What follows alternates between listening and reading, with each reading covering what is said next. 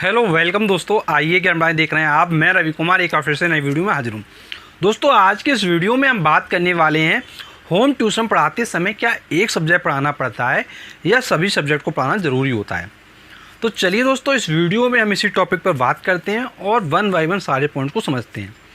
दोस्तों मैं आपको बताना चाहूँगा, यदि आप छोटी क्लासेस के बच्चे पढ़ा रहे हैं तो फिर आपको ऑल सब्जेक्ट पढ़ाना पड़ेगा। दोस्तों मैं आपको बताना चाहूँगा कि जो क्लास 1 से लेकर क्लास 8 तक के बच्चे होते हैं उनको क्या है, ऑल सब्जेक्ट पढ़ाना पड़ता है। चाहे वो आपका हिंदी हो, चाहे वो आपका एसएसटी हो, चाहे वो आपका इंग्लिश हो, वो आपका कोई भी सब्जेक्ट हो, अगर वो उनके सिलेबस का पार्ट है तो वो आपको पढ़ाना पड़ेगा। अगर दोस्तों कोई सिलेबस के पार्ट के अलावा पढ़ने के लिए कहता है तो उसके लिए आप मना कर सकते हैं, तो उससे आपको कोई भी प्रॉब्लम नहीं होगी।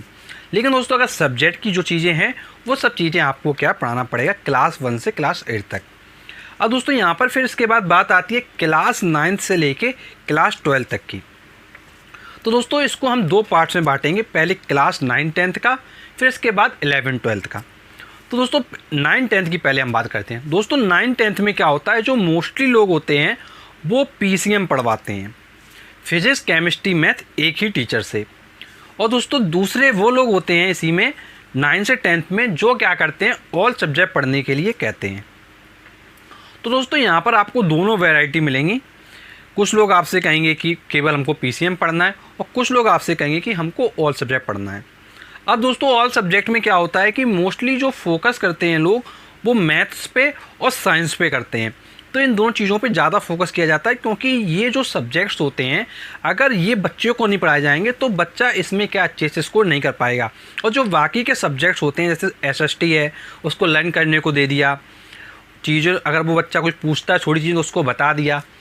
और मान लीजिए जैसे आपका एसएसटी के अलावा और भी सब्जेक्ट जैसे इंग्लिश है, तो इंग्लिश में भी कुछ चीज़ें बता दी बच्चे को, कुछ चीज़ें घर के लिए दे दी।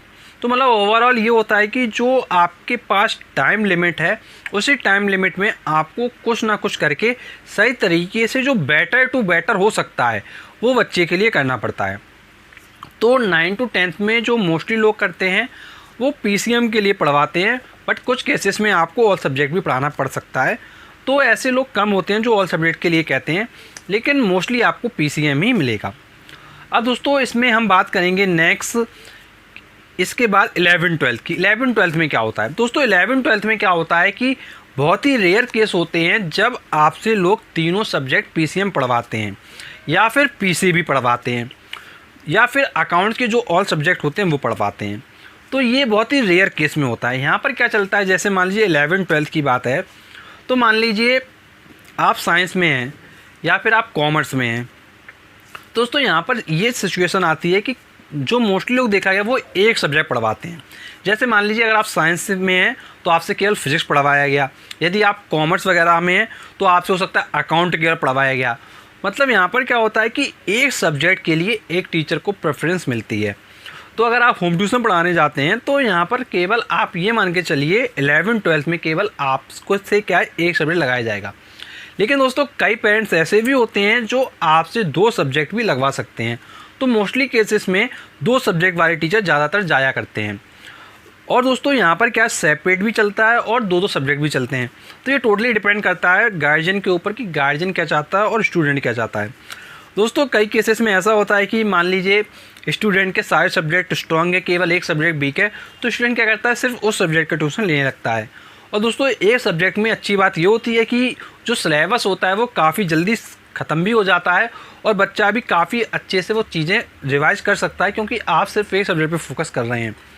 तो दोस्तों यहाँ पर बात थी कि मतलब कि सारे सब्जेक्ट पढ़ाना पड़ता है या कुछ एक ही सब्जेक्ट पढ़ाना पड़ता है। दोस्तों मैंने आपको जो सिचुएशंस थी वो सारी चीज़ें बता दी। अब दोस्तों इसके अलावा भी और भी क्लासेस के ट्यूशन आते रहते हैं। जैसे आपका सीपीटी एग्ज़ाम होता है, तो सीपीटी एग्ज़ाम में मैथ्स होती है।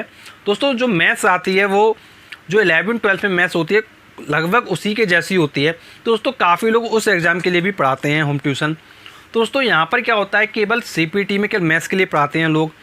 और दोस्तों अगर आपका कोई सीपीटी में ऐसा सब्जेक्ट है जो आप पढ़ा सकते हैं तो उसके लिए भी आप सेपरेट जा सकते हैं। दोस्तों इसके बाद और भी एग्ज़ाम्स होते हैं, जैसे कैट एग्ज़ाम हुआ। दोस्तों कैट एग्ज़ाम का मोस्टली लोग तो कोचिंग करते हैं, लेकिन दोस्तों कुछ ऐसे भी बच्चे होते हैं जिनका मैथ बहुत ज़्यादा वीक होता है, वो कुछ चीज़ों को पर्सनली समझना चाहते हैं, दोस्तों ऐसे बच्चों को भी काफ़ी बार ट्यूशन देना पड़ता है। दोस्तों गार्जियन जब लगवाते हैं ऐसे बच्चों को ट्यूशन, तो फिर उस समय आपको पढ़ाना पड़ता है। तो दोस्तों यहाँ पर क्या होता है कि जब कैट वगैरह जैसे एग्जाम्स होते हैं तो यहाँ पे सिर्फ आपको मान के चलिए केवल एक ही सब्जेक्ट मिलेगा, क्योंकि किसी बच्चे का मान लीजिए मैथ वीक है तो वो सिर्फ मैथ का लगवाएगा, अगर किसी का रीजनिंग वीक है तो वो केवल रीजनिंग का लगवाएगा। इसी तरीके से दोस्तों कॉम्पिटिटिव एग्जाम्स होते हैं, बैंकिंग हुआ, एसएससी हुआ, दोस्तों यहाँ पे भी सिंगल एग्जाम के लिए ही मिलेगा। और दोस्तों जो बैंकिंग और एसएससी जैसे एग्जाम्स होते हैं यहाँ पर आप मान के चलिए आपको ना के बराबर होम ट्यूशन मिलेंगे, क्योंकि ये एक्चुअली जो एग्ज़ाम है ये एसएससी बैंकिंग वाले, इनमें क्या है बच्चे काफ़ी बड़े हो जाते हैं और यहाँ पर आपको होम ट्यूशन मिलने के बहुत ही कम चांसेस रहते हैं। तो दोस्तों जो होम ट्यूशन की जो सारे केसेस थे वो मैंने आपको बताए। और दोस्तों मैं आपको बताना चाहूँगा कि जब भी आप होम ट्यूशन पढ़ाते हैं तो एक बात हमेशा ध्यान रखिए, पहले जब आप होम ट्यूशन पढ़ाने के लिए जाते हैं तो पहले कंफर्म कर लीजिए कि बच्चे को क्या क्या पढ़ाना है। मान लीजिए आप गए हो अपना माइंड मेकअप करके कि हमको केवल एक सब्जेक्ट पढ़ाना है और गार्जियन ने आपसे बोला सारे सब्जेक्ट पढ़ाना है, तो दोस्तों एक्चुअली क्या है कि आपको कहीं ना कहीं आपको पता है कि आप जा रहे हो पढ़ाने के लिए, तो आपको कहीं ना कहीं ट्यूशन की नीड है, आप ट्यूशन पढ़ाना चाहते हो।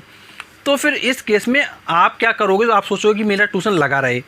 तो इसके लिए आप क्या करें, पहले से अपना माइंड मेकअप करके जाएं कि मुझे ये चीज़ें पढ़ानी है। तो इसके लिए आपको गार्जियन से एटलीस्ट पूछना पड़ेगा कि आपको कौन कौन से सब्जेक्ट्स पढ़वाना है। तो गार्जियन हो सकता है आपसे क्रॉस क्वेश्चन करे, आप क्या क्या पढ़ाते हो, तो ये क्रॉस क्वेश्चन अक्सर आएगा आपके सामने। तो आप ये ध्यान रखें, आप जो चीज़ें जैसे हैंडल करते हो, जिस तरीके से करते हो, वो सारी चीज़ें गार्जियन को बता दें। और दोस्तों किस समय आप छुट्टी रखोगे, और दोस्तों जो भी आपकी टर्म्स एंड कंडीशन होती हैं वो सारी चीज़ें गार्जियन को ज़रूर बता दिया करिए। क्योंकि जैसे मान लीजिए कुछ गार्जियन ऐसे भी होते हैं जो आपसे ये कह सकते हैं कि आप संडे को भी छुट्टी करेंगे, तो ऐसे भी गार्जियन मिलते हैं।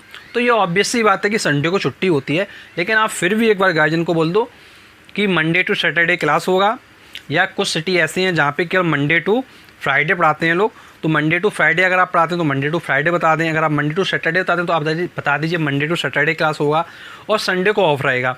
और उसके अलावा ये भी आप बता दीजिए जैसे कि दिवाली है, आपका होली है, ये जो फेस्टिवल हैं इनमें आपकी छुट्टी रहा करेगी।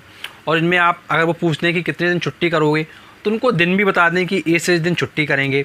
क्योंकि दोस्तों जब आप ये सब चीज़ें बता दोगे और उसके बाद आपका जो ट्यूशन लगेगा और जब आगे चलता रहेगा वो आसानी से, क्योंकि दोस्तों आपने सारी चीज़ों को पहले क्लियर करके रख दिया और उसके लिए गार्जियन आपसे दोबारा नहीं बोल सकता है। और दोस्तों जब आप होम ट्यूशन पढ़ाते हैं तो आपके सामने एक क्वेश्चन और आता है कि जब बच्चे का टेस्ट होगा स्कूल में या स्कूल में कोई पेपर होगा तो उस समय आपको संडे को आना पड़ेगा, ऐसा कई बार आपसे गार्जियन कह सकते हैं। तो दोस्तों आप ये ध्यान रखें, आप अपने अकॉर्डिंग उसको हैंडल कीजिए। अगर आपको लगता है कि होम ट्यूशन आपको पढ़ाना है, आपके लिए ज़रूरी है और आप जा सकते हैं तो आप हाँ कह दीजिए। अगर आपको लगता है कि ये होम ट्यूशन चला गया तो हमारे पास दूसरा अच्छा आ जाएगा तो आप उसके लिए ना कह दें। वो टोटली डिपेंड करेगा आपके ऊपर कि आप चीज़ों को कैसे मैनेज करते हैं। और दोस्तों हम आपको बताना चाहेंगे, एक हमारी प्लेलिस्ट है होम ट्यूशन होम ट्यूटर। दोस्तों उस प्लेलिस्ट में हमने आपके लिए काफ़ी वीडियोस डाली हैं जहाँ पे हमने बताया है कि होम ट्यूशन के समय गार्जियन से कैसे बात करें, फ़ीस कितना लें, किस तरीके से सारी सिचुएशन को हैंडल करें। दोस्तों उसके जो सारे वीडियोस हैं वो आपको home tuition home tutor playlist में मिल जाएंगे। उन सारे वीडियोस को आप ज़रूर देखिए, क्योंकि उन वीडियोस को देखने के बाद आपको काफ़ी हेल्प मिलेगी। और दोस्तों अगर आप हमसे जुड़ना चाहते हैं, दोस्तों जुड़ने के लिए नीचे सब्सक्राइब का बटन है, उस पर आप प्रेस कर दें। प्रेस करते नोटिफिकेशन बेल आएगा, उस पर आप प्रेस कर दें। दोस्तों अगर आप ऐसा करते हो जब भी हम नेक्स्ट वीडियो लाएंगे सबसे पहले वीडियो को मिल जाएगा। And thanks for watching our video. मिलते हैं हम आपसे नेक्स्ट वीडियो में, तब तक के लिए शुक्रिया।